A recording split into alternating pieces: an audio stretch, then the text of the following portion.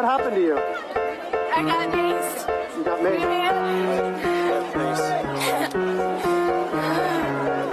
And what happened? You were trying to go inside the hospital? I made like a foot inside and they pushed me out and they maced me. What's your name? Where are you from? My name is Elizabeth. I'm from Knoxville, Tennessee. And why did you want to go in? We're storming the Capitol. It's a revolution.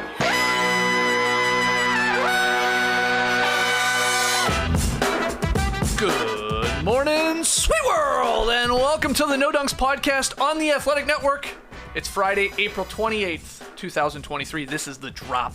I'm J.E. Skeets here in the Classic Factory, and alongside me, as always, Tass Mellis. Podcast listeners, this is for you.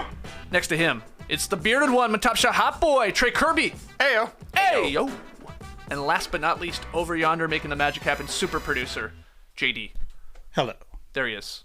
Here we are. Shout out to the stream team joining us live right now on YouTube. Like the vid, comment away, subscribe. Get your No Dunks merch over at nodunks.com. Dropped a new design last night for the Beantown boys and girls. Just a classic No Dunks Celtics mashup from our friends at breakingtea.com. That's fire. Sold a lot of these shirts to my family in Boston last night. So big shout out to them. And this one is great because you can wear it the entire month of March and just be a fan of St. Patrick's Day. Good point. It's a nice clover. It's very nice clover. So go grab that and all of these new designs that we have up over at the No Dunks store, nodunks.com. It'll take you right there. If you are a fan of Survivor, highly recommend that you check out yesterday's No Buffs podcast, our recap of episode 9 of Survivor 44. There was a nice little back and forth between JD and TK about fake idols in this game. So many of them, but not being used. Is it a waste? JD says no. Trey says yeah. It was great. Interesting. Yeah. Can't wait to listen. It was fun. A real debate. It was. What a debate. Yeah, we usually just talk about farts and burps and... Which we did. Yeah, we got did. some burp talking. It definitely came up. Yeah, I learned a lesson. You never want to have an A&W root beer when you're podcasting. I was taking one down during No Buffs, and dude, I thought I was going to burp like 10 times. I was like swallowing them.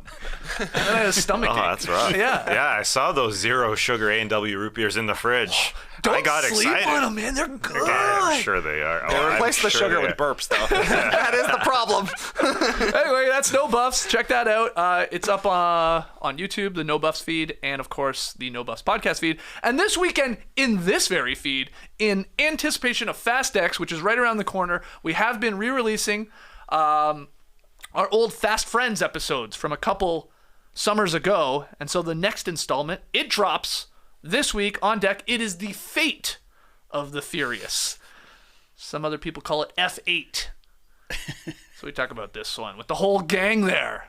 Yeah, Charlize Theron made her way into, Yeah, that's right. into the franchise. Sure did. We talked about it for, definitely over an hour, probably more like 2. So anyway, if you've been following along or maybe re-listening to these, keep your ears open for another Fast Friends dropping in your feed.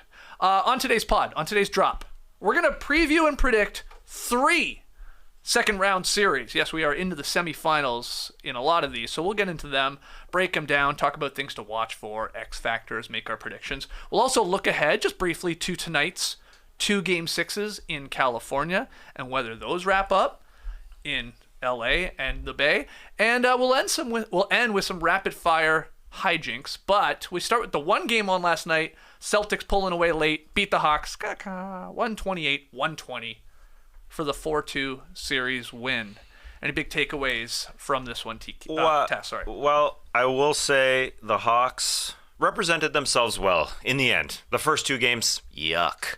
But at least the Hawks did fight back and made this a series and made the Celtics sweat. And this was a game that went back and forth. It was single digits throughout most of the game after a quick blip there in the first couple minutes. And the Hawks led much of the second half. But as you said there, in the second half, the Celtics pulled away. Yeah, just at the end. Trey, phenomenal to start this game, baby. 25 in the first half, ended it with that ridiculous pass to John Collins for that 3 right before the half. But he went from 8 of 13 in the first half to 1 of 15 in the second half. And the Celtics, with that run, it was like an 11-0 run in the fourth quarter there. It was close. Trey rims out, down 3 with about 3:30 left, and then Jason Tatum hits a star shot, and then he has a putback dunk. Oof. And the Hawks didn't score for like 4.5 minutes, although they played a really good game. Again, I think they gave the Celtics a real fight in this series, so we can get into the game. But I thought the Celtics just adapted really quickly after giving away Game 5, to some degree. They didn't play their game, and then in Game 6 got back to fourth quarter. That D was really good on Trey. Yeah, they were down by 3 fairly late in the game, and then Boston ripped off that 11-0 run. It was 3 3-pointers from 3 different guys, and that Tatum putback, which was pretty huge. Big time for dunk. Tatum. I know Tatum's got some like pretty good dunks, like in his NBA mixtape, but a putback variation like that, he got way high on that one, and that gave the Celtics a 121-113 lead with like 2 minutes to go, and they took care of business in the end. But what do you think? Yeah, the Celtics really slammed the door. You could tell that they were the championship contender, and they finally played like it. Those last 5 minutes, the 11-0 run was huge. The defense really showed up, I thought, in the fourth quarter, and really in the second half, taking Trae Young out of the game. Kind of a tale of two halves for the Hawks backcourt. Trae was awesome in the first half. DeJounte Murray couldn't score. In the second half, DeJounte Murray had his opportunities. He put together a solid half, but Trae went cold. So shout out to the Celtics for turning off Trae and living with what Murray was giving him. Marcus Smart, he completely made it back to his team. Boneheaded stuff in the loss in Game 5, but honestly, 2 backbreakers, hitting the 3 and then the layup right there as well. I also like to see that it felt like the Celtics learned a lot from the loss in Game 5. They didn't go away from Jaylen Brown in this one, down the stretch. Yeah. That was my criticism after they blew the lead in Game 5. Brown was cooking, 35 points, but didn't really get much of an opportunity in the last 6 minutes of the loss. Last night, it seemed like Tatum was happy to let Jaylen cook, and he cooked this entire series, quite honestly, and smart move to roll with him as the initiator down the stretch. Yeah, this was the ultimate Marcus Smart experience in this game, right? He finished with 22 points, and he was running the offense down the stretch because they were throwing like sort of soft traps at the Celtic stars, get the ball out of their hands, try and keep it away. But it didn't start well when he came back in and like midway through the fourth quarter, Smart threw the ball away. He bricked a 3.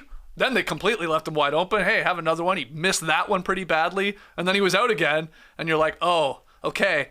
Mazzulla's learned a little bit here from maybe Game 5 when everybody was like, it should be White. Maybe it should be Brogdon. Okay, go away from Smart. But then Smart comes back in, and like you guys just went through, hit a huge 3, had a great pass to Horford in the corner, and like made up for it all. And that's Marcus Smart right there. And like that's why you understand like why a coach continues to go to him, especially in a late game situation. He'll sometimes do a boneheaded foul like he did in Game 5 where he was just overly aggressive. He'll miss some shots time to time when he's wide open, but then he comes through. And he's done that a million times before. Yeah, they tried to take away the stars. Quinn Snyder said, okay, let's try and take away Tatum or Brown, but the 4-on-3 that Marcus Smart was leading afterwards, like Smart would get the ball in the middle and find Horford and just do a good job of that. They broke him down, and we saw Grant Williams be dusted off, really kind of out of the rotation, came in and played the 5 in this game. And I think that bodes well for the Sixers series where they're going to need every 5 possible to deal with Joel Embiid. But yeah, it was a good game for the Hawks, really. I thought the stars were just starring for the Boston Celtics. They got 24 second chance points, the Hawks did. 28 assists to 10 turnovers. Nice. Yeah. But then Brown and Tatum, over 30 for both of them. They just don't lose when that happens. ESPN showed the graphic. They're 23-1 when they both score 30 points throughout their regular season and postseason history, because the other guys are just damn good around them too, and that showed in this one. And I think that the Hawks woke this team up. That's for sure. I mean, they definitely made a concerted effort. The Celtics did to try and slow Trae and throw more bodies at him, but he also just missed a couple like shots that he had been hitting for the last couple games. Yep. There was, like you said, there was one that like went in and out. He had a couple looks at his patented floaters and getting into the lane, and Al Horford having to drop back. And in the second half, like there was just a lid on that rim for him, and they needed all of them, of course. But he was like setting up like Hunter, and he was coming through a little bit. John Collins. Ballin' John Collins. Oh my God. Collins. Did he help his trade value over the last couple games here? Looking pretty solid. You think he's on the block? I think he might be on the block. I think he might be. They should trade him right this second because he was coming through and had a decent game. But yeah, in the end, the Celtics move on in 6. Probably took a game or 2 longer than a lot of people had anticipated. But yeah, Hawks had a little fight. Are you like... Did this like salvage their very weird season a little bit for the Hawks here? Obviously, changing coaches, Quinn Snyder coming in, how they looked at times in this series. Or is that like a bit of a reach? And it's still, come on, man, it's a disappointment. Nah, let's overreact to one game or two. Sure, I think they can go into the offseason buying themselves a little bit. That Quinn Snyder can go forward with this current roster. Mm-hmm. Yeah, that's it. I think so. You agree with that? Sell it to me. Yeah, it's the Hawks looked better at the end of the season than they did halfway through the season when their coach and GM got fired, and it was like, is Trae Young going to get traded mid-season? They were fighting, and that's the important thing. The key is that next season, when the season starts, you can't come in like, we just got to make it to the playoffs, which is what the Hawks did this season and last season. We heard Trae Young say at the beginning of last year, man, the regular season is boring. That's why you finished where you did in the play-in tournament, because there wasn't the drive during the season. If they play as competitive as they were the last 4 games of this series, with the intensity they play with, they can be a better team next year. There are ways, it's going to be tough for the Hawks to get a lot better to add to their team. We'll see what they do with Collins. Capella is a guy I think who could be traded as well, because this group has kind of been around together for a while now, so I think things will change. But at least they had a spark in these last 4 games. Did we witness the ugliest inbound sequence in NBA history last night? Can we go over this quickly? Down 126 to 120, 19 seconds or so on the game clock. The Hawks failed 4 times to inbound the ball from the coffin corner there because Trae Young, he just couldn't, I guess, sort of see over Marcus Smart, threw the ball off him twice. Once, right in the crotch. To avoid spending Atlanta's final timeout. They needed to score here. So then, after Trae couldn't get it in, they go to DeAndre Hunter. He takes over. His first attempt, he's got Horford on him. He's got an even bigger guy. He throws it off of him. There's some groans in the crowd. And then finally, he successfully got the ball inbounds, I guess, but just threw it through to the other side, out through the stands. A sequence that was very strange ending to this series and maybe a fitting ending to the Hawks season in a weird way. You say the Hawks failed 4 times, but I think they succeeded the first 3 times, throwing it off a guy, throwing it directly at Marcus Smart's testicles. The first one, it's Trae felt bad about that one. He was sorry. He's like, Smart was laughing though. This is pretty funny. Throw it at me. Yeah, it clearly, just to be clear, it wasn't. It's always a tough spot to be on that corner to inbound from that corner. And apparently Trae said it after the game that they don't really have a play for that spot, but just get it in. That's the play. And that's why they went to a bigger guy in DeAndre Hunter so he could have some vision, but he's not a great passer. No. Yeah, he saw the other end of the court had nobody on it, so I'll just throw it there. Yeah. That was crazy. A bad look. Quinn Snyder, doesn't he have like one of the biggest playbooks in coaching? But he just came I guess One was like, page short. Yeah, I guess he was like in the list of priorities when he took over for head coach. He was like, we'll get to that. We won't have one of those I got to worry about. Especially after 3 attempts, maybe on the 4th attempt. They had a timeout, right? Like, yeah, but he definitely, they wanted to save it, I guess was the idea, because they're down. Clearly that was the time to use it. Well, when you can't run a play to get the ball in, that's what it's for. Yeah, I know you want it. The hope later is on. get the ball in. Just get the damn ball in, hit a 3, then we got a foul, and then we can use a timeout and all that maybe to give ourselves a chance. But yeah, very, very, very funny. Weird ending. So good. Especially with a game like, it's a pretty late start here in Atlanta. It was like post 8:30 p.m. Eastern. It was getting late in the night. Game wasn't all that fast, and you still gotta stick around in the stands. Like, we knew some people there, and they were like texting me, oh my god, what the hell's going on here? Amazing. Okay, 76ers Celtics, officially the matchup in the Eastern Conference semifinals. Game 1 of this series set for Monday night at the TD Garden in Boston. Here's a look at both teams' first round victories there. And, the regular season rankings when it comes to offensive and defensive ratings. Thanks to a pretty balanced attack, the Celtics took 3 out of 4 matchups during the season. So, let's break it down. Celtics, Sixers, we knew we were going to get this. What's one thing to watch? Task, get us started. Well, it's got to start with Joel Embiid. Let's just get that out there. My primary question is, will Joel Embiid accept the MVP in front of his home court fans? That's my question. Now they're going to do, obviously the question is, will he play basketball? How healthy will he be? But I do wonder, Embiid likely to receive the MVP in some sort of TV ceremony or whatever. That's what they're doing these days. But then I am guessing he's not going to accept it in front of his fans just because the Celtics have this team's number. I don't think he wants to play mind games. I'm just putting that out there. I disagree with that. If he goes on to win MVP, they're going to give it to him before the game. No, he's going to say, I don't want to do that. Wow. A guy that's my only guess. wanted the MVP for the last 3 or 4 years. He's going to get it. Nah, don't give it to me now. He's going to get it from whoever gives it to him in some sort of practice. I think he's not going to do it in front of his fans. That's all. Just throwing that out there. Is he going to play? Last year there was a lot of like sneaky awards. They're like, ooh, look, check this out. You got a 6 Man of the Year trophy. Mm-hmm. Not as many secrets this year. No. We need one. We need a trick. Is he going to play in game 1? Yeah, I think so. He's going to play. Come on. Sprained right knee. Oh, you think this is all gamesmanship here from Doc? 8 days and the off. Sixers. Well, even longer by the time they play, right? Yeah, because he was off. Yeah, 8 days in between the games, I thought. Right, between game 4. He hasn't played since didn't play April 20th. Yeah. So he's had a couple extra days, right, because he didn't play in game 4 of that series.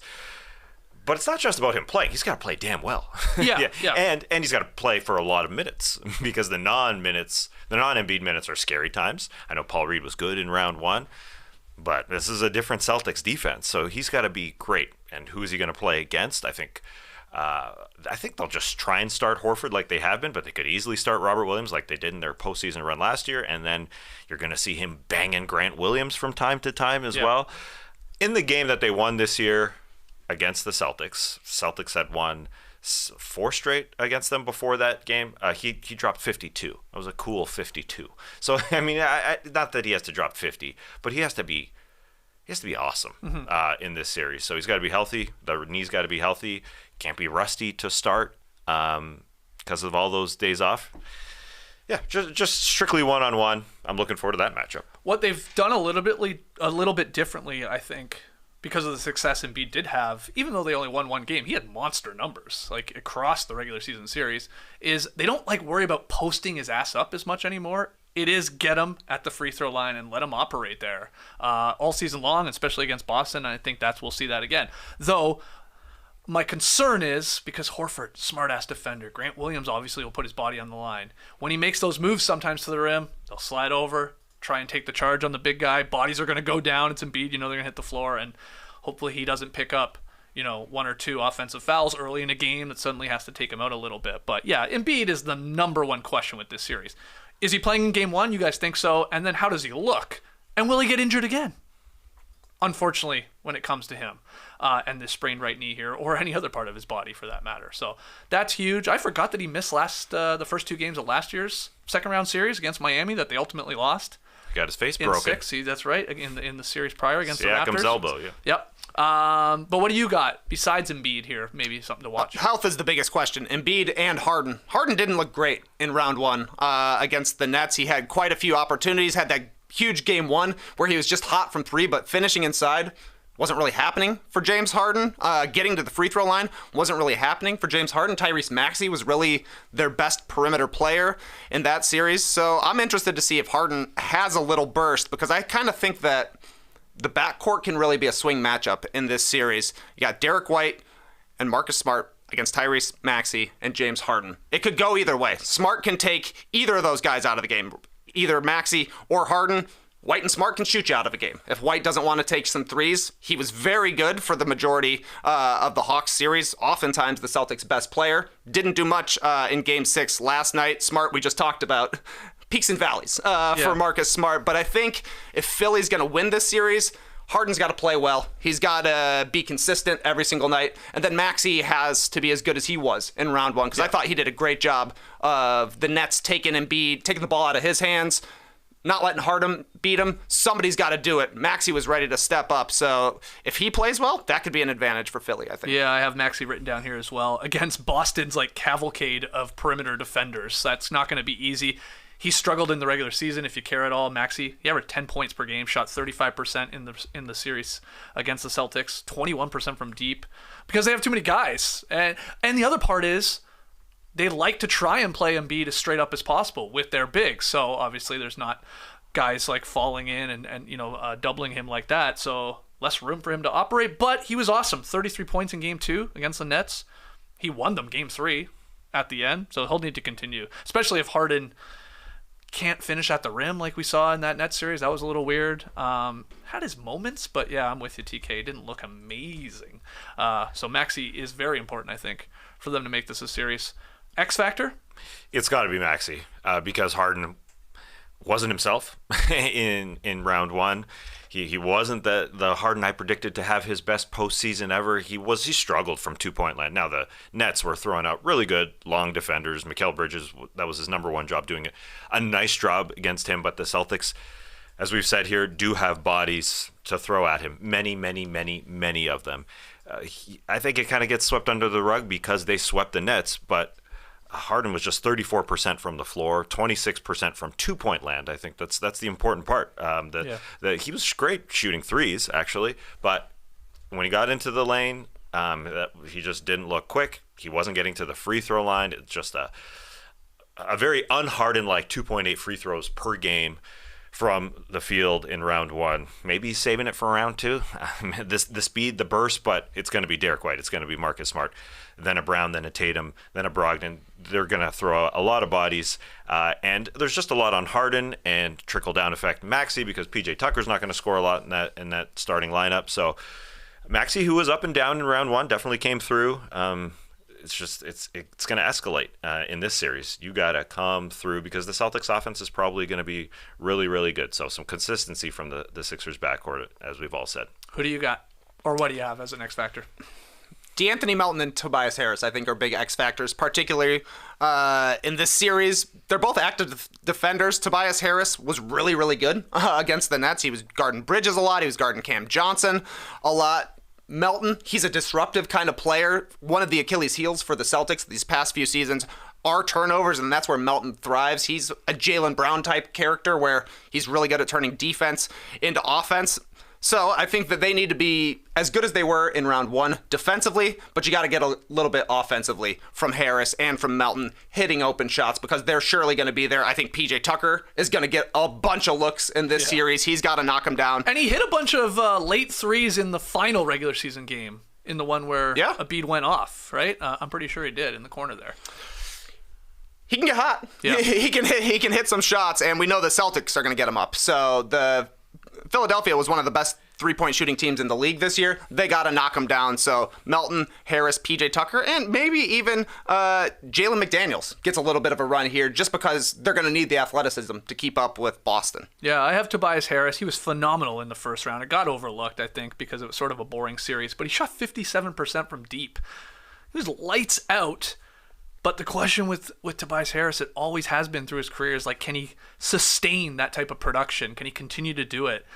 Because if you go and check, he's sort of always been like a sneaky good first-round guy in a lot of postseason matchups and sort of tails off as maybe the competition gets a little stronger and maybe teams focus in on him a little bit better. So the semifinals, like, they start to go like that. I know they definitely, they fell off a cliff way back against the Raptors and stuff like that. So he'll need to continue to hit these shots and put some pressure on there and be out there playing a little good defense like he did in round 1. So Tobias Harris, for me, a bit of an X factor for helping the Sixers pull this off.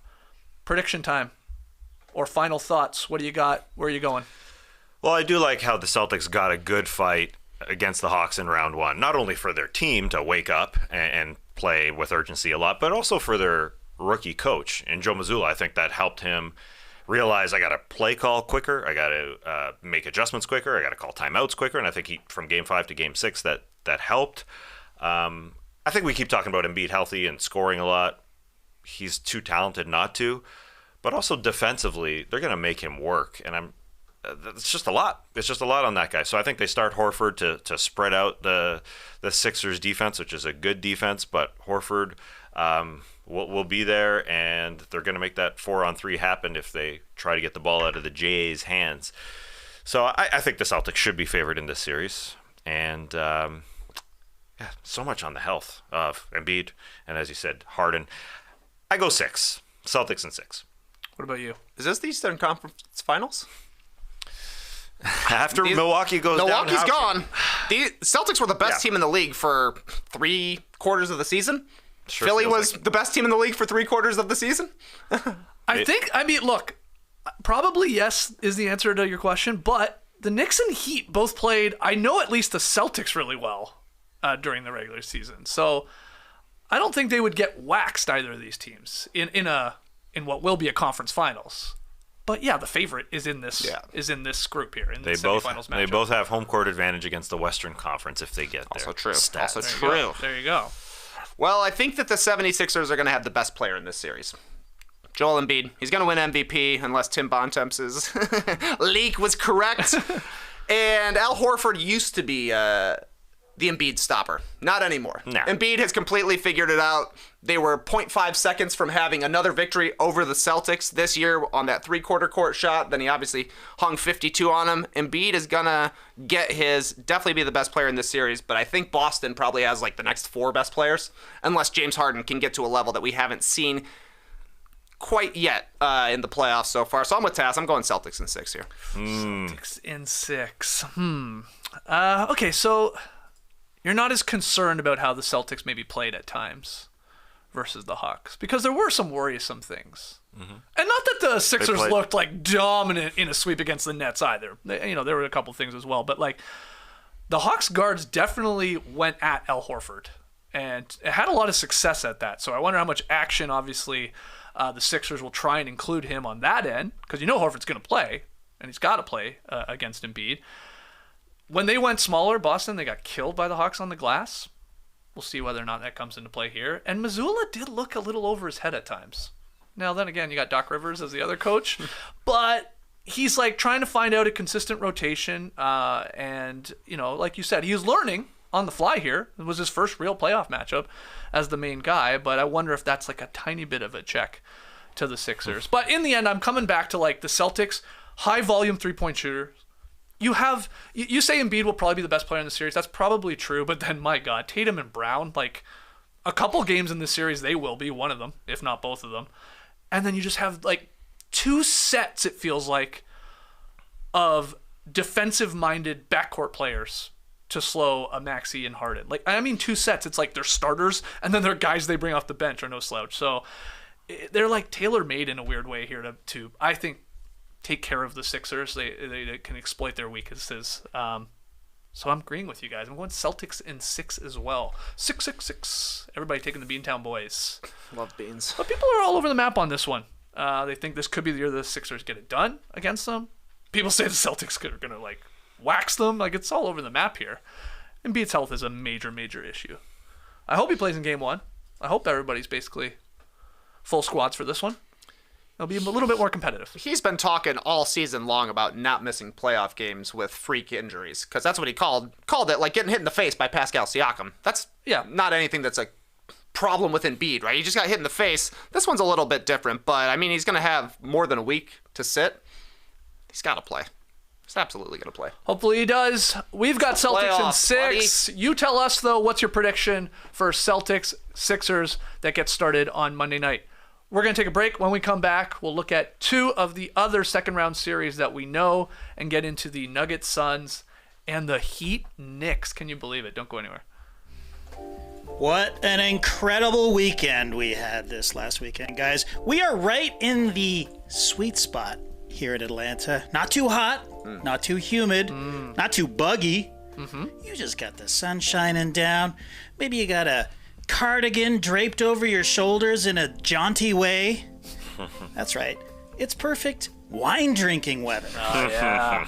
Just sitting on that front stoop, dusk descending, swirling a perfectly chilled Pinot Grigio. Is that hints of peach I'm detecting? Great question. Let me consult the handy information card that came with my first leaf delivery. Now, the script is telling me how much I'm supposed to talk about how much I love sharing all this great first leaf wine with friends and family. Yeah, I do not do that. I hide it and I hoard it. It's too good. As America's most personalized wine company, First Leaf takes the guesswork out of wine selection. You just answer some quick questions about your likes and dislikes, and their experts will curate a selection of award-winning wines tailored to your taste, like refreshing rosés, fun sparkling wines, or spring-friendly reds. Not Shiraz, though. Get out of here, Shiraz.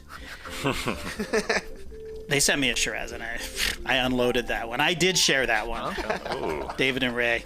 They loved it. So, win-win. Well, I hope you updated your first leaf, information. I did. No I Shiraz, did. please. I threw it. I was like, Rachel likes Shiraz sometimes, but no. Okay. No, couldn't do it.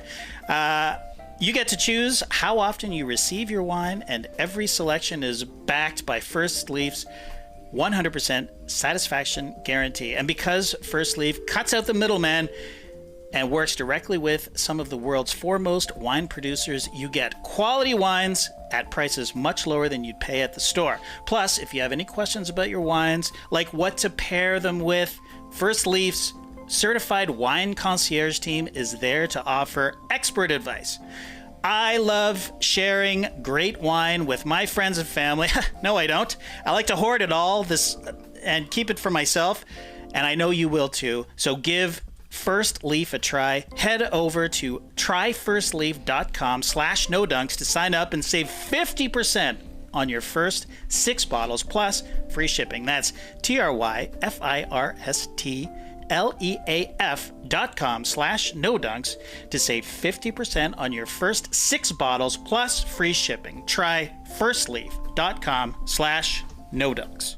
Love to see the stream team chiming in on the Celtics-Sixers series. Everybody making their predictions, talking about their X factors. Keep it going. Make sure you hit the like button, though, while you're at it, and subscribe to No Dunks. Let's get into some more series. It's time to run back Nuggets-Suns. Both teams winning their respective first-round series 4-1, and now they face each other in the Western Conference semifinals with a trip to the West Finals on the line. Although these teams faced off in the regular season 4 times, and both teams won twice, Durant wasn't a member of the Suns when Denver beat them prior to the All-Star break, and when the clubs clashed late in the season, Jokic was out of the lineup due to a calf injury. So what I'm saying is, you take that regular season split and you throw it the F out. Doesn't mean a thing. I threw it out, Skeets. Good. I think this regular season matters the least to this playoffs more than ever. Yeah. Like, why even look at what happened the regular season? Most guys were sitting out.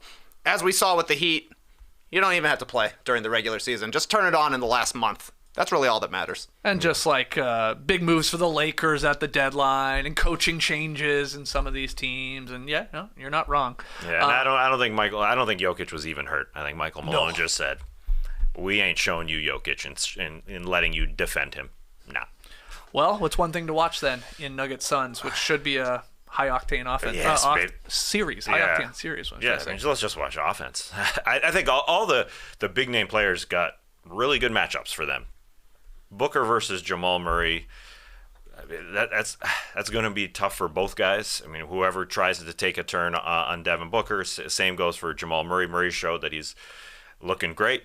27 in the first series, and Booker showed that he's freaking excellent, 37. So KCP can run around and try and get him, but those two I think have a really, really good matchups. Durant has a good matchup against every human who's ever tried to defend him, and Jokic too. I think Jokic versus Ayton probably is gonna where the series will be answered, really, because Ayton, if he does a good job defensively, and Jokic, who they're going to try and make work on the defensive end, can't do a lot there, can't board enough. That's where it will come down to. But Jokic has a lot on his shoulders, but I think he can score against Ayton. He showed it when they played 2 years ago that he could. It was a sweep for the Suns. It's a very different team with Jamal Murray back there and just a grown-up Nuggets team. But Jokic is going to have to guard in space out there against these Suns mid-range shooters, and I think he'll put up a lot of points, a lot of them, because I think he showed in the first round against Minnesota. He's got no problem now shooting 30 times a game if he needs to. So 150 to 140 every night, sure. There's going to be a lot of points put up. What do you think? I'm excited to see who the best player on the court is in this series. You got a 2-time MVP in Nikola Jokic. Devin Booker's probably been the best player in the playoffs so far. And Kevin Durant, when he's healthy for 2 months, looks like the best player in basketball. And those three are going up against each other. It's going to be really, really exciting. And like you're saying, Tess, there are interesting matchups on both ends.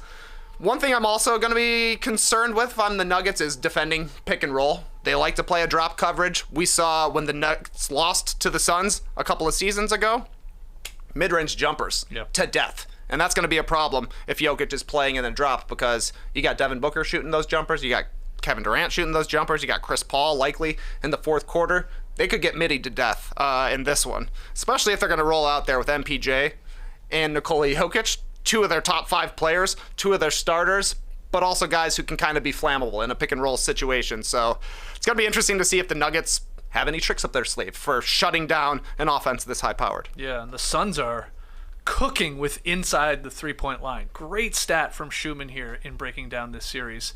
In the first-round series against the Clippers, the Suns took only 27.3% of their shots from 3.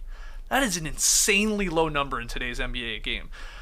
Lowest rate in the playoffs by a wide margin, and the lowest rate for any team in any series in the last 4 postseasons. Again, this is from Shu at NBA.com. But here's the thing. The Nuggets are actually not a high-volume three-point shooting team either. So, they took a higher rate, 36.9% in their series, but that was still the 4th lowest in the first round when you compare them against all these other teams. So, yeah, keep an eye on that three-point line in the box score. Attempts obviously makes going to come into play. There's a bit of math involved in that one. So who will be getting them up more? Who will feel comfortable? Who will push the team to take them more? Because we know the Suns definitely, they just want to operate where they're comfortable. That's, 18, 16 feet, and then obviously attacking the rim here. But the way the Nuggets play defense is going to be fascinating. I love this matchup so much. X factor in this? Well, yeah, just on the maths there, I think that's what it's going to come down to. It's the Nuggets will get up more threes, but they're also going to be shooting more at the rim, so they should get easier shots. I think those two factors are in the Nuggets' favor. Those are the two zones. So the maths, although the Suns are going to shoot free throws because those dudes get fouled because they're so skilled, but yeah, mid-range versus the 3 and the rim. The heat maps is really what you got to be watching here. Shout out to Goldsberry.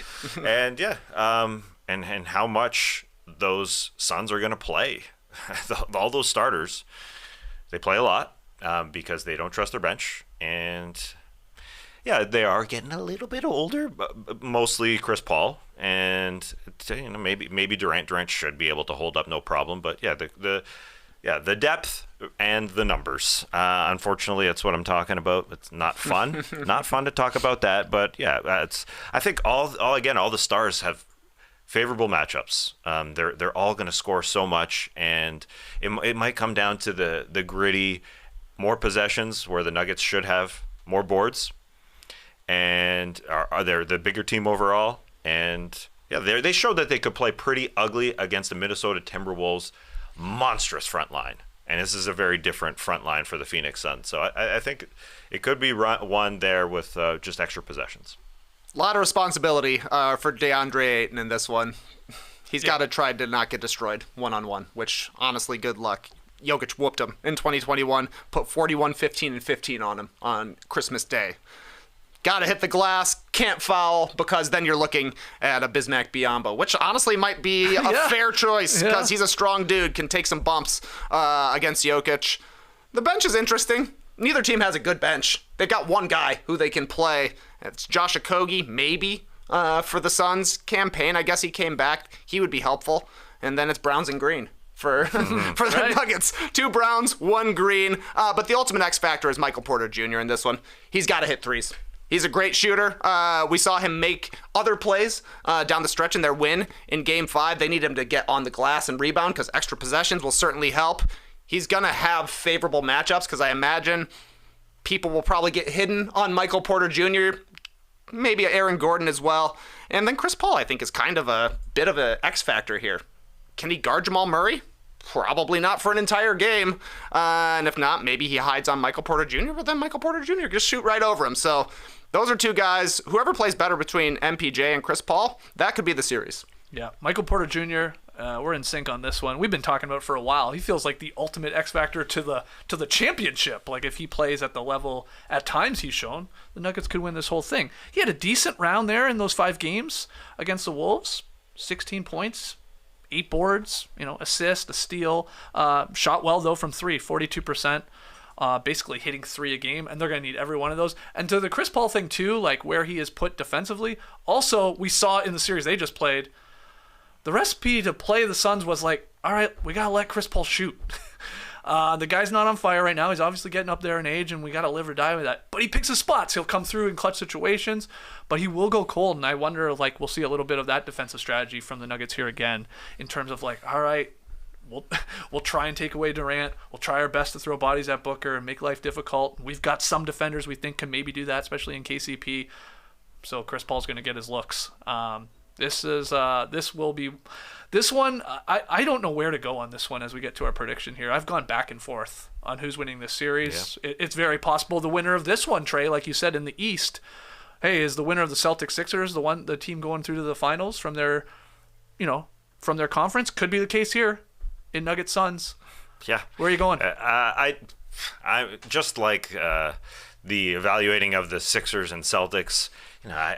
Some people just think that Embiid will get there, and I just kind of think Jokic will get there. That's part of it. I think he'll be a monster.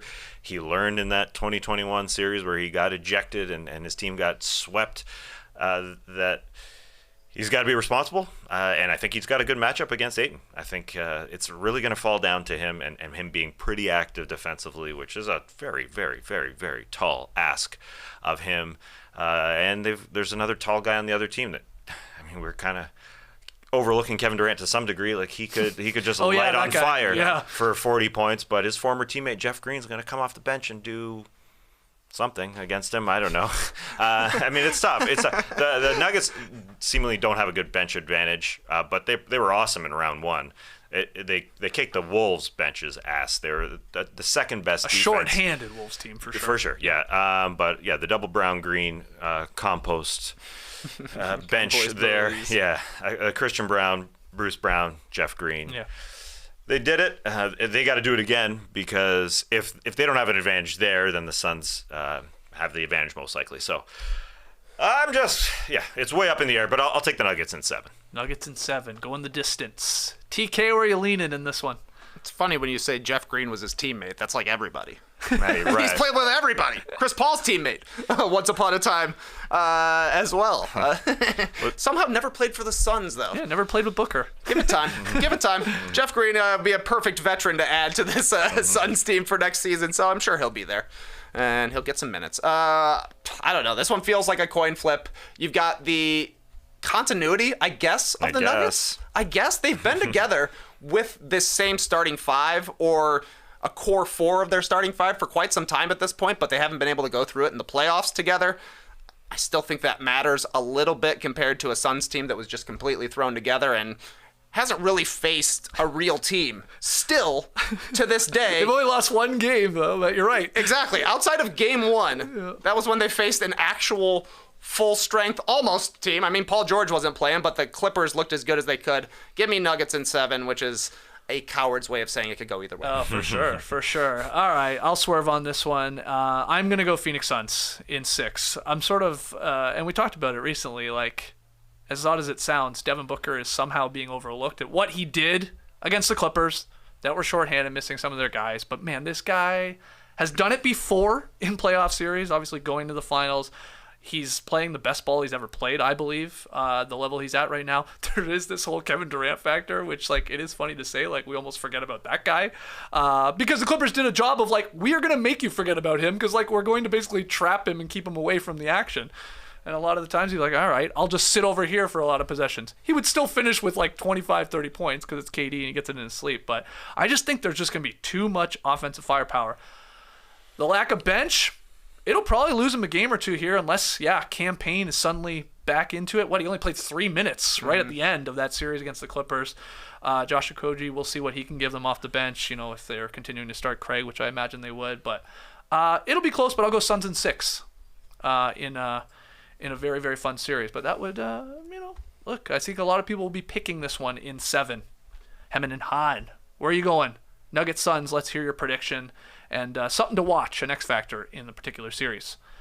Let's move to the Knicks-Heat series. We're going back to the 90s, baby. They each dispatched their higher-seeded opponents in 5 games in the first round. And now one of these teams, either the 5th-seeded Knicks or the 8th-seeded Heat, they're going to be going to the Eastern Conference Finals, which is exciting in a weird way. Game 1 going down this weekend in Madison Square Garden. Jimmy Butler in the Garden. I am pumped about this one maybe just as much as I am about the Suns Nuggets. What's one thing to watch, Tess? Yeah, I love it. There's 2 kinds of people. People say, oh, the Bucks lost. The NBA sucks. The number 1 teams can't advance. And the other people who say, oh, parity. That's cool. I mean, we've sort of been asking for a long time for the 5, 6, 7, 8 seeds to be able to knock off the good teams. We're getting it. So I think it's great. We're seeing Celtics-Sixers, and then this series, which should be a battle. They both play slow. It is kind of like 90s basketball, but the Knicks were so good defensively against the Cavs. They were really good at taking away Mitchell and forcing the other Cavs to shoot who didn't want to shoot, and the Heat just became this new team in round 1 where they offensively they couldn't miss from 3. So really it's will the Heat be able to keep that up? Just keep up those threes raining down. We get into lineups and all that, but just the Knicks, I think Tibbs has got him playing really, really well on that end, and we'll see from there what the Heat can do offensively, because they were one of the worst teams in the league through 82 games. Does that matter? I mean, they just 83 games. Yeah, 83 games. 83 games in 3 quarters. They need a 14-0 run to get out of the play-in tournament. Yeah. It's crazy. That's a good point. And now they're on fire here. They're on fire. At least they were against the Bucks. Will it continue against the Knicks? 45% from 3. So 1 of every 2, bop, bop. That was easy as that, and they obviously had Jimmy leading them. It was Jimmy and a supporting cast that just came along for an incredible ride. Will that keep up? What's one thing you're watching? The glass. Oh, yeah. I'm watching the Like a glass. sicko. Oh, you know I love rebounding. There was a Kevon Looney rebounding highlight tape that made its way around the saw internet that. yesterday. I got tagged so many times, and I liked every single one of them. Nice. So keep it coming. The Hawks dominated the Heat on the glass in their play-in win back when the Miami Heat were a 7th seed. Now they're an 8th seed. The Knicks dominated the Cavs on the offensive glass. The big boys were showing their athleticism. So I'm watching Mitchell Robinson versus Bam Adebayo. I don't think the Heat are going to get bullied the way the Cavs got bullied by the Knicks. I also don't think they're going to be outcoached the way the Cavs were outcoached by the Knicks. I think if this turns into an ugly 90s style basketball series, as if everybody's anticipating it, that's good for the Heat. That's what they want to do. Yeah. They're used to it. The Cavs, they weren't used to it. Yeah. They got a lot of skinny young guys. The Heat have a bunch of beefy old guys, and I think that is going to be big time for them. They want an ugly series because they think when it comes down to it, it's Jimmy Butler versus Jalen Brunson. Who's going to make more clutch shots? Surely the Heat are comfortable with their guy. And I'm sure the Knicks are too. But Jimmy's Jimmy. He's on one right now, man. Oh my God, Jimmy Butler in Madison Square Garden. It's gonna be unreal. Oh yeah, you guys, he's making great points here. Exciting things to like sort of circle in this one. I think it's telling that, and I'm not saying Randall is anywhere close to Joel Embiid's level when it comes to like players in this league, but that series we're starting with, well, what's the health? What's the status of Embiid? We don't even really care, it feels like, about Julius Randle and his ankle injury and whether he's going to play. And I think my point about that is that's because this Knicks team, at least in that first round series, and really a lot of the times through the regular season, they've shown how deep they are and how talented they are across like 1 through 8, really, guys coming off the bench and contributing and stuff like that. And that's a positive for them. Are they going to need Randle in some capacity to possibly beat the Heat? I'm not sure with the way Mitchell Robinson dominated, Obi Toppin off of the bench, Josh Hart, obviously the work he can do on the boards, Barrett scoring sort of to make up for Randall being out or limited in that series, and then of course Jalen Brunson, the Rock. I wonder, will he play? How important does he need to play? I don't know. It's odd. It's odd that I'm not sure it matters. Is that strange to say? Well, yeah, they overcame it in round one. So they're better with him off the floor, actually. It was odd because Obi Toppin came in and was awesome. But I think he learned how to just be a part of the team, too. When he just slipped in there well. He didn't overtake anything there in Game 5 to start that game before he went out. He was playing well, you're right. I think his size is going to factor into this in terms of the boarding, because I'm looking at that 4 spot for the Heat. They probably start Kevin Love, most likely, and it'll be probably Randall versus him and Mitchell Robinson versus Bam Adebayo. I think the Knicks will have the advantage there in just terms of grabbing boards, and Jalen Brunson's going to hunt out Kevin Love, I think, a lot of the time and try and get him in pick and rolls. And Brunson is probably going to have a really good series, and I know the Heat will do a good job of ganging up, but I'm just buying more into the Knicks supporting cast than the Heat supporting cast that became magic there in round one. Both Tibbs and Spoelstra are just calling on this dude, calling on Cody Zeller. Hey, you're a buyout. Come on in. Kevin Love, you're a buyout. Come on in. And they were awesome. I think the Knicks do have the depth advantage in this one.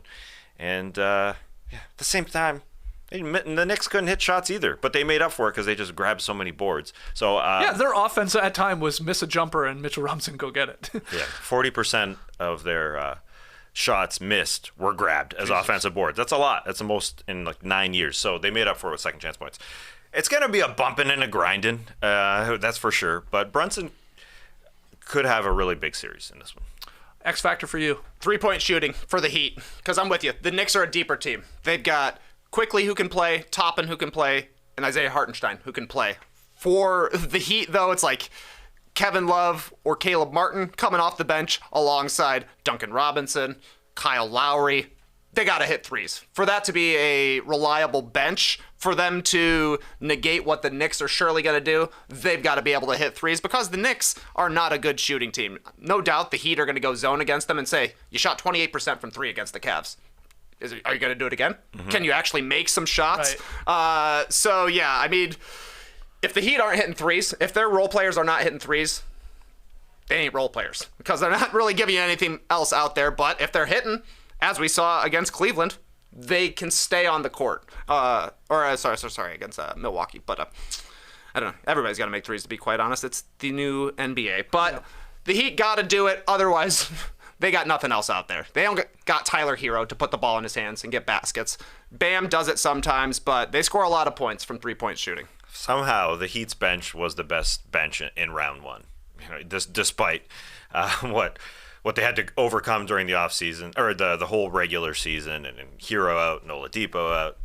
They did it. Caleb Martin came in and was a monster. Yeah. He was big game 5. So big.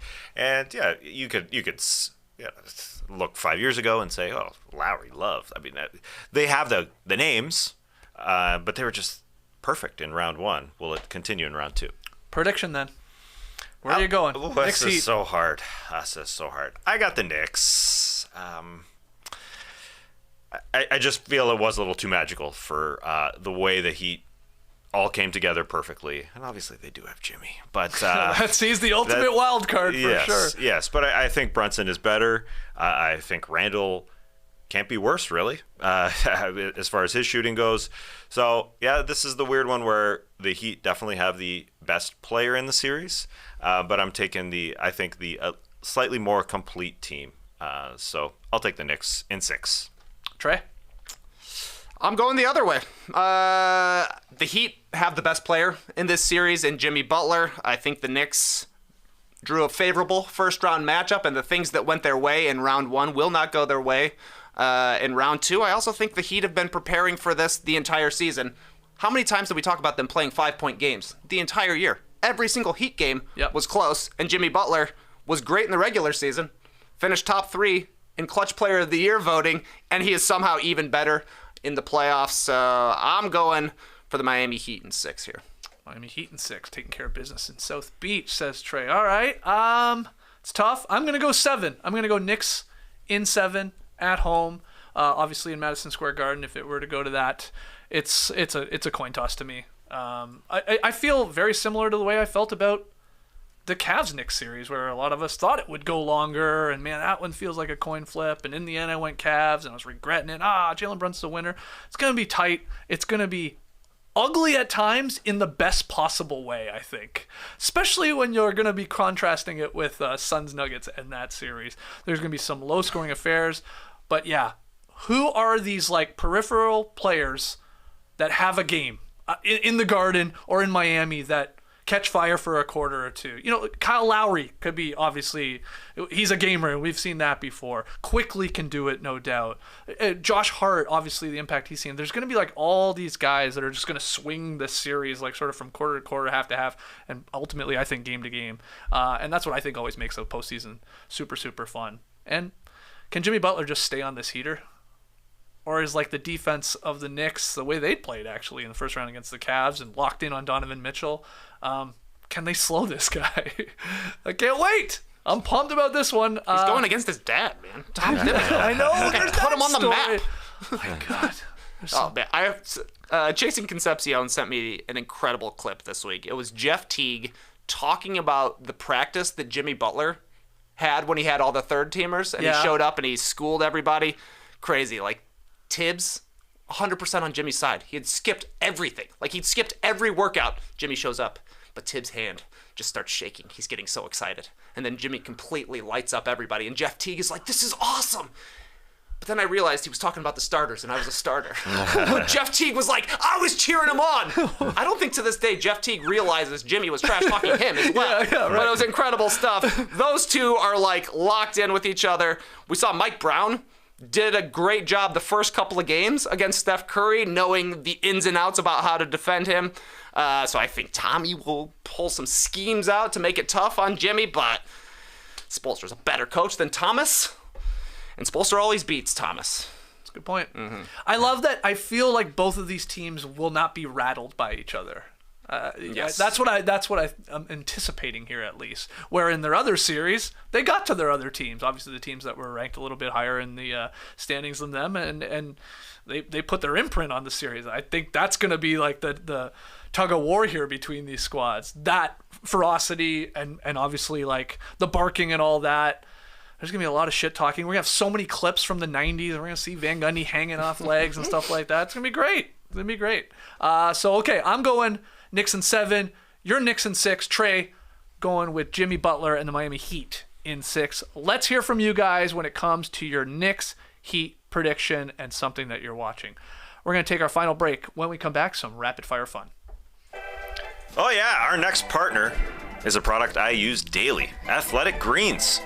Athletic Greens is just one scoop in a cup of water for better gut health, more energy, and a stronger immune system.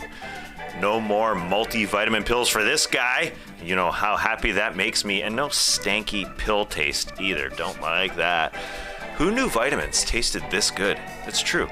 I go water first, scoop second, which reduces powder in the air. I froth mine, and I've recently got a new frother. It's so powerful that it leaves a layer of foam at the top, though. It's more powerful than my previous frother. It's a different texture in the glass. I might go back to the old frother. I've used AG so long, I have frother preferences.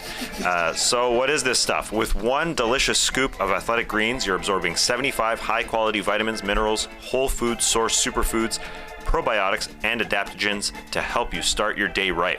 This special blend of ingredients supports your gut health, your nervous system, your immune system, your energy, recovery, focus, and aging. All the things. That's how I start my day, first thing in the morning. AG1 is a small micro habit with big benefits. It's one thing you can do every day to take great care of yourself. Athletic Greens has over 7,000 five-star reviews. It's kind of like No Dunks. Right now, it's time to reclaim your health and arm your immune system with convenient daily nutrition, especially heading into the flu and cold season.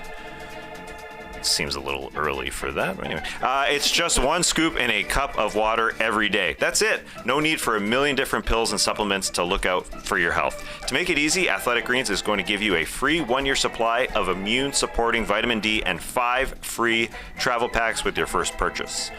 All you have to do is visit athleticgreens.com/nodunks. Again, that is athleticgreens.com/nodunks to take ownership over your health and pick up the ultimate daily nutritional insurance. All right, back here with No Dunks on a Friday. It's the Drop Podcast, which means we got to end with some rapid fire fun. TK, you got the cues, we got the answers. Let's do this. Oh, one thing I don't have is the order of answers. So I'm going Skeet's test, G. You know, the normal order. Yeah. The way we always basically do it. But it's not on a doc! How am I supposed to know? We've only done it like that for 10 years! PJ Tucker told the Philadelphia Inquirer that he's, quote, not a big fan of poutine. The worst in Germany is the worst. And that Italian food in America is way better than Italian food in Italy. That's an insane take. Oh, the man loves pancakes. Oh, he loves pancakes over waffles and French toast. This guy's crazy! But what's your most controversial food take, Skeets? That celery is criminally underrated. I love celery. It's a damn good snack. More people should snack on it. And you're saying that if you don't have celery in your top 3 vegetables, you should go to jail. Yes. That is controversial. Yeah, it's very controversial, but I stand by celery. I love crunchy water, too. Yeah, it's so good. We love a good water content veggie. Cucumber, same for me. I like the texture of a celery, though, over a cucumber. I just like that crunch. Yeah. I like the chomp on the leaves part, too. Okay, that's too far. That's too far? That's too far. Well, that's controversial. Yeah, I like, should have went with Celery leaves are better than roots.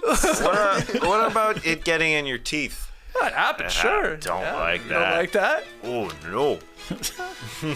Just have a nice bowl of celery out. Every time you walk by it, you grab one, you eat it. It's like, It's hard to have a nice bowl of celery out. It always turns yellow. That's a Yellowy, yeah. It's color changes. You know, Like the leaves in yeah, fall. cold water. You said cucumbers, though. What do you got? Why do you think cucumbers are good? Hey, he did, not me. They're crunchy. They're high water content. Yeah, no doubt. Crunchy, juicy. Yeah, they're A little tasty. too seedy. Yeah, A look. little too seedy at times. Yeah. Depending on the crop. JD, you got a controversial food take? Wait, that's his take? No, I Oh, got that's his take. I got No. so many good takes. Oh, that. My next take. He was just I was echoing my commenting. celery. I've just I never. see. You said the last 10 years we've done it one way. The last 10 years we've always made rapid fire long. I just needed to add. Yeah. Skeet's answer. Oh, don't worry, it's gonna get real long on my final one. Okay. All right. We're gonna be here for hours. This one will be quick. I will say that pasta with tuna on top is great. Yeah. Okay. You think that's controversial? Wait, it's a tuna casserole over there? What do you mean? Yeah. Like you just boil a pasta. Yeah. Just a simple pasta. There needs to be a red sauce and tuna. Okay, it's I'm not- not on that one. Yeah, it's not. It doesn't You're sound good. Like a tin of canned tuna. Tin. Yeah, I mean it's just a simple college person's meal. Sure. Really, it's just so damn simple, but it's so good, and it really gives you everything you need. Tuna's an underrated thing to have in your 100%. You talking oil packed or are you talking water packed? I'm not an oil man. I mean, that would be nice on the tuna, Oh, though. just like Daniel Plainview. I mean, on the- He was an oil man. Who? Daniel Plainview? Okay. know. Yeah, that was my friend's dad. He's gonna drink your celery milkshake. Plainview. Daniel Plainview. JD. I'm not really into potatoes. I can't. That is a controversial. That's take. I know. That's an insane take. I'm an Irish person too. Yeah. A baked potato, get out of here. Oh, Yeah, I hear you. It's a vehicle for sour cream and bacon, but that's it. Like, it just And butter. doesn't. yeah, a little butter, black pepper. Okay, Sure. of course. Yeah. Load it up. But the potato part, actually keep that part of it because I'm just like, even like fries, they have to be like super crispy French style. You know, French style fries. Not but, freedom but like fries. thin and crispy. Wonder how they made Like them. practically potato chips. That's what I'm saying. Like, it's got to be crispy. But like mashed potatoes, don't like baked a potatoes, a soggy roasted potato. get out of here. That is nuts. controversial. That's controversial. Very controversial. I know. So many ways. All those potatoes you're naming are bangers. All of them. I know. I'm in the minority over here. I just like a roasted potato is like, It's so far down on the list of things that I would ever order or want. You lived in Greece. I know. A Tess. little lemon, olive oil, and some oregano. Hey, you know what? The problem is they're so rarely done properly. Like it's. You're a real PJ Tucker right now. I guess. Yeah, I hear you. I mean, if I'm in Greece and I'm served roasted potatoes, they're gonna be good. Yeah. But it's very hard to. They're soggy usually. They're like just an afterthought. I was with you on that. You hate sweet potatoes. Sweet potatoes get like that's not controversial that's not at all. that That's like controversial, whatever. But actual potatoes. Actual Well, potatoes. shout out to the potato farmers. Friday fries. It's all because of you guys. That quote is uttered weekly around here by my Ingrained son. in your brain. JD hates potatoes, but his family eats them every week so they can keep the Moverni going. Exactly. I'll do it. I'll eat this terrible potato as long as we can get the jokes off. I love it. Earlier this week, Hawks coach Quinn Snyder was asked how intensity builds over the course of a playoff series. He said, "It's like Atlanta traffic. No one lets you merge." Does this make sense? Yeah. As an answer. Yeah. Yeah, I think so. I was literally, somebody said to me the other day, who's Canadian, "Don't you hate it down here how people don't let you in?" And I said, "It's okay. Come on, that doesn't happen." And then you had a Quinn Snyder back Do up. you It's hate true. that more of Atlanta traffic or people just refusing to use their signal that they're coming over into a lane? Just never use it. I'm You just fine with that. you just have to know what they're doing. Well, they're going. I like bump. Skates. I'm with. That drives me insane. It's the epitome of laziness. Yeah. It's right there. this. That's all you need. That's all you need to do. Just to let us know you're coming over. A little warning would be great, but Yeah. Okay, so you think it works, the metaphor? Yeah. Okay. My favorite Atlanta driving thing is how every exit on the highway you can expect somebody to be zooming over from 2 lanes over because they're like, oh, that was my exit. Yeah, I gotta go. I did that. Also, when the interstate is a parking lot in Atlanta. You can park wherever you want. On the interstate, on the exit ramp. There's so many cars parked. It blows my mind. Yeah. That's so dangerous. So what's happening there? Just I running don't- out of gas? Like I don't know. I don't know. breakdowns? Who knows? I mean, there are Breakdowns. breakdowns, but there are a lot of people you see sitting in their car. I'm convinced they're just like, oh, I gotta take this call. Pull over here. Hey, safety first, I guess. Yes. What is the deal with traffic? People don't have insurance either. They just leave them there. Yeah, there's Yeah. a lot of abandoned There's cars. so many they're cars abandoned, yeah. on the side. Sorry to go back to that. Yeah. Okay. Is it true if you get in an abandoned car, you can just take it on the highway? You should. Should be legal. Keep us others safe. The greater good. Yeah. Hit me with another unexpected Atlanta-themed metaphor. Yeah, this was tough. I believe this is more of an idiom than a metaphor, but it would go something like this. Talking to blank, okay? So, talking to, I don't know, Skip Bayless, Raquel from Vanderpump, trolls on the internet. Talking to blank is as pointless as washing your car during ATL pollen season. Yeah. Oh, yeah? Yeah. And I just did it. Why? I don't know. I thought the pollen was done. It's not. I washed my car. 2 days later, it was covered. It's stupid. You gotta wait it out, man. You gotta wait it out. Stupid. Or wait for the rain if you got your car outside. But that's an idiom. Yeah, it's a metaphor. That counts. That counts. Yeah, That counts. Okay. What about you, Tess? This one is also it's weather related. We're right in the heart of fake summer right now. Like it got super warm, it got cooler again. It happens a lot. 30-degree swings, Right. Day to day, moment to moment. So a warm spring, no. A warm summer is a fool's errand, or like a warm summer day is a fool's errand. I don't know. I mean, I don't have a good one either. But there's definitely, it's fake spring, it's fake summer. It's fake summer. It's real spring currently here in the South. But you know what I'm saying. Just no clue. Yeah. It's more of an idiom, actually. It was nonsensical, so that makes sense. That's an idiom. Oh, man. Summer's day is a fool's errand. Yeah. A summer's day in the That sounds spring. like a beautiful Summer's day in the is a spring fool's- is a fool's errand. A summer's day in the spring is a fool's errand. All right, that's Okay. good. That's a nice yeah. idiom. JD, you got a metaphor or an idiom? I'm not sure what it is. When an app on your phone is not working properly, this thing is buggier than an Atlanta summer. Yeah, Something? I like it. Yeah, that's. Buggier. I'm pretty sure that's a metaphor. Nice. Yeah, Okay. That's my answer. Nice metaphor. that's a clear comparison. It gets pretty buggy down here in the summer. Hell yeah. Mosquitoes. No-see-ums, they call them. No CM's great one. Great one. Are those actually mosquitoes or are they gnats? I don't even know. I do not know. Vicious little beasts, I'll say that. My favorite rebranding is that down here they call cockroaches palmetto bugs. Oh, yeah. Yeah. Sounds like the fanciest So bug. swanky, a vacation bug. Yeah, Nope, it's a cockroach. yeah.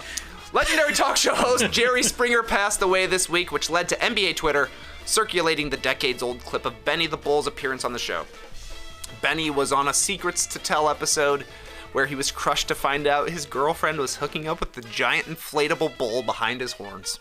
Tragic stuff. Guys, what's a scandal you've been involved in that would get the crowd chanting, Jerry, Jerry, Jerry? I once got in trouble for wearing a fedora with safari flaps in the back.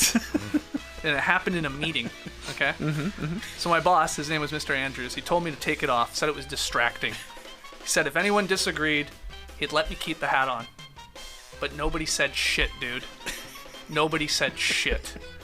And while I regret it to this day, I took the hat off. I was like a little upset, had my head in my hands, and I muttered under my breath, "You can't fucking do that." And he heard me. Mr. Andrews was like, "What's that?" And I said nothing, just sat there. But then I worked up the courage, and about a minute or so later, I told him the hat was not a distraction, and the guy at the store said I'm the only guy he's ever seen pull it off. So my boss said, "Well, how much does it cost?" I told him it was illegal to ask me that. So I said, "Screw it, I'm putting the hat back on. I don't care what happens to me." He told me to take it off. I said, "No, I'm not taking the fucking hat off." I said this to my boss. That's when I stood up and I said, "I've never fought for anything in my entire life. I'm fighting for this hat." And when I slammed my hand down on the table to like really make my point, I hit my water bottle and it spilled all over my laptop. So to try and make things better, I panicked a little bit. I tried to roll my hat down my arm like Fred Astaire, but the back of my hat, the safari flaps, they got caught in Rick's wheelchair. And it took me forever to get the flap out of the wheelchair, and I was like turning beet red and my heart was racing. So to make matters worse, one of the flaps got like grease wheel on it, and I said, "What the fuck is all this stuff?" to Rick. "You have to grease these wheels?" And Rick said, "Yeah, you gotta keep the wheels lubricated." And I said, "Yeah, well, I'm not supposed to get grease on this hat. It's my favorite hat." So I got up and I went to walk towards the door, and Brenda was sort of in my way. She was just sitting there. So I said, "Move!" And right when I said it, I realized I had gone too far. So I said in a jokey voice, "Who said that?" And then I got fired. And that's then when I went the next day on Jerry Springer. Jerry, Jerry, Jerry. And Mr. Andrews, I confronted him on stage while I was wearing my fedora with the safari flaps in the back. And they wheeled Rick out, and Brenda was there, and shit went down. I thought it was Brenda's laptop you spilled the water on. Yeah, it was mine. Was it yours? Yeah, it was mine. Yeah. Okay. Has ever been involved? Sort of wish Lee was here right now. Yeah, it's different. It's different without it. We'll send him this. That's what you got. Yeah, you got a scandal, buddy? No, I was gonna. I thought I had another skit to go to, but I don't. Scandal. Well, I could literally go on Jerry, R.I.P. with the event that I had. It was a mere 15 months ago. Danielle got into a car accident, and she was okay, but the car was not. Went to a body shop, and our friends at the body shop said it'd be a couple weeks. So we went in there 3 weeks later.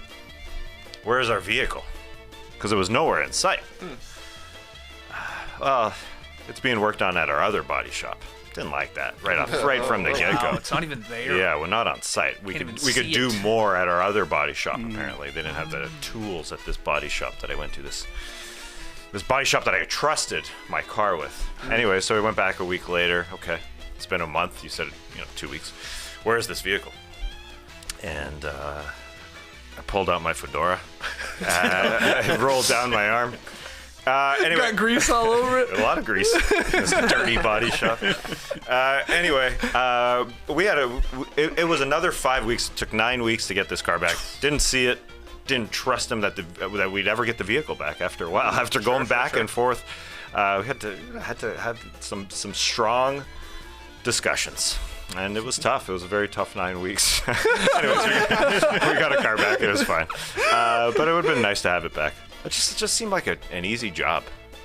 I mean, I underestimate how much work mechanics are putting into bodyboard. But whatever. Don't lie to me. Just don't lie to me.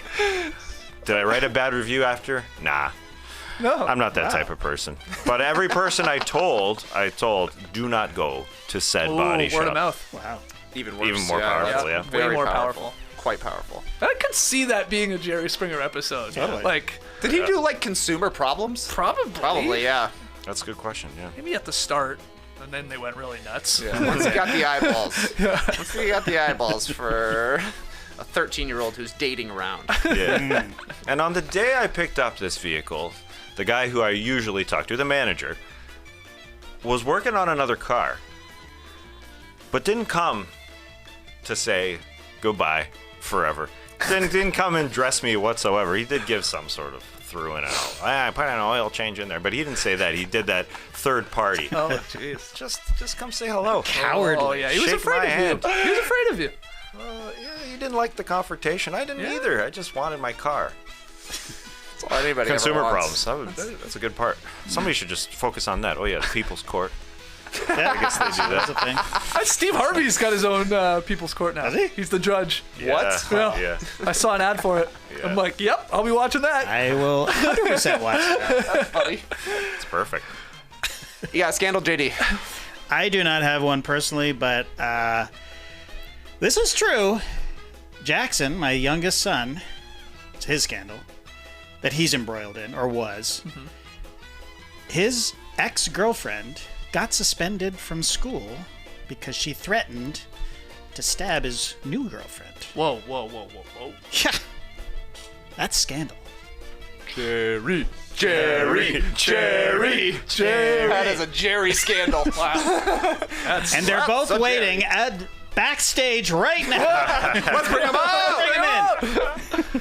All right, that's rapid fire. Definitely not rapid this week, but hopefully it helped make a classic. You tell us, breaking down the 3 second-round series that we know and having a little fun there at the end. Leave your boys a 5-star rating and review. If you're watching on YouTube and you're still with us, thank you. Make sure you like the video and make sure you subscribe to No Dunks. Go check out No Buffs. Obviously, we'll be back on Monday to break down what happens tonight. We got 2 games on tonight. Kings-Warriors Game 6, Grizzlies-Lakers Game 6. Both of them ending, or are we finally getting a Zaza clip? And we're going to Game 7, baby. What's your gut say just real quickly here as we wrap up? I'm terrible at predicting these, but I think the Warriors should take care of biz. Grizz, keep it going. Wow, okay. I would be the same. But though I think they could both force Game 7s, to be quite honest. Like Sacramento, if Sabonis has a better game, if they actually shoot some pretty decent threes, they can make it happen. Gonna be interesting to see what LeBron has in the tank for this one. After a not that great Game 5. Kind of a must-win game, I feel like, for LA. They don't want to go back to Memphis, that's for sure. So I think Memphis forces one. I think Golden State doesn't force one. Okay. Okay. Yeah. Then I wrap it up. Well, we'll be talking about it all come Monday, so join us then at 10 a.m. Eastern, live here from the Classic Factory. Everybody have a great weekend, safe weekend. Enjoy the basketball. Till then, Clipper Bros. You heard it here first. Have a great time. Turn up. Love you guys. Awesome. Thanks for joining us, and remember, tune in to JD's No Potatoes podcast. You just hate on potatoes. Just eats a potato and hates on it. Terrible. 20 minutes. There's something there. Put it in the Slack notes. Embrace the weekend, people.